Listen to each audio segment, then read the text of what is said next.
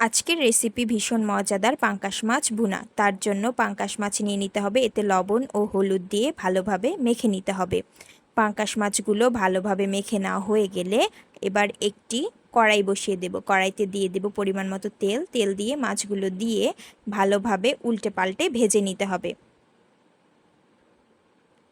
মাছগুলো উল্টে পাল্টে ভাজা হয়ে গেলে একটি প্লেটে তুলে নিতে হবে। একই তেলে দিয়ে দিতে হবে পেঁয়াজ কুচি। পেঁয়াজ ভালোভাবে ভেজে নিতে হবে। এবার দিয়ে দেব আদা বাটা, রসুন বাটা দিয়ে ভালোভাবে ভেজে নিয়ে দিয়ে দেব পরিমাণ মতো পানি। পানি দিয়ে দেব লবণ, হলুদ, মরিচ, ধনিয়া, জিরা মশলা ভালোভাবে কষিয়ে নেব। এবার মশলা কষিয়ে এলে টমেটো কুচি দিয়ে ভালোভাবে নেড়েচেড়ে রান্না করে নেব। ভালোভাবে রান্না হয়ে এলে পরিমাণ মতো পানি দিয়ে দেব। পানি দেওয়া হয়ে গেলে ঝোল ভালোভাবে ফুটিয়ে নিতে হবে। ঝোল ভালোভাবে ফুটে এলে এতে মাছগুলো দিয়ে দিতে হবে। মাছ দিয়ে ভালোভাবে ঝোল ফুটিয়ে নেব।